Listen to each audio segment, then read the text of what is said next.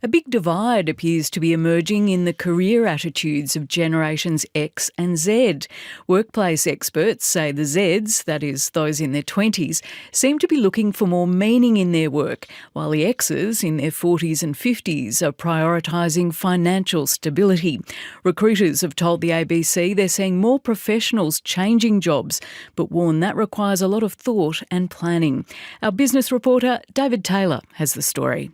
25-year-old Sydney man, who we'll call Gary, is done climbing the corporate ladder.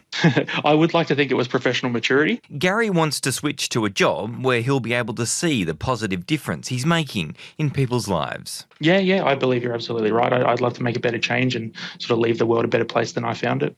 Now, not to put too fine a point on it, but I assume you're earning a fairly good salary now. Are you going to take a pay cut in order to be able to contribute more meaningfully to society, or have you worked that side of it out? How are your finances? No, you are right. It's one of the negatives of wanting to make this career change is I will be taking a sizable pay cut to get in the industry I want to be in.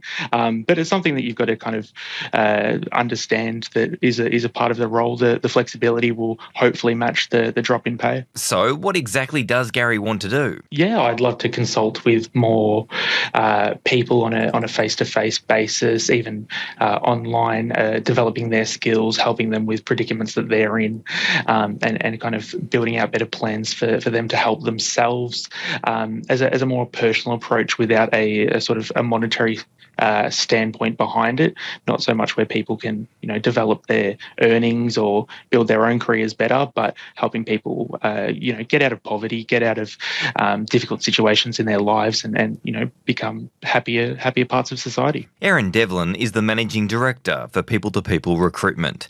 She says Gary's part of a growing number of workers rethinking their careers. I think we're seeing candidates rethinking their skill sets and looking at ways they can upskill in areas like AI in particular, but it's more so upskilling, multiskilling and reskilling. She says those thinking of a major career change need to sit down and plan how it's going to work. Have a look at what your bigger goals are from a lifestyle perspective, from a family perspective, and then link that back to your career. And then the next step that you can take is really get some exposure to what a career in that area actually looks like and be sure that that's something you want to explore further. So that might be, researching online, meeting with people that work in that area, looking at salary guides, speaking with friends, family, contacts that work in that space. And then it's about setting some goals to transition. 51-year-old Jennifer Crawford knows all too well the benefits of forward planning. She left the structured corporate world to run her own architecture business during the pandemic.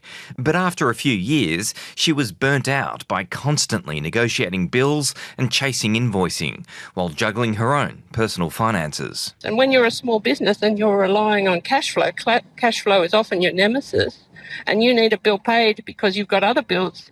You need your bills paid so you can pay other bills. Yeah, especially with like government departments and large corporations, that process of getting paid can actually be quite onerous. What about for the big corporation not paying the small business at all? Because, apart from it being highly unethical and illegal, what's the small business going to do? Take them to court? They don't have the... Yeah, exactly right. They can't afford that. Yeah. And they've got work to do. They're on to their next job. She's now happily back in an administration role with a large organisation.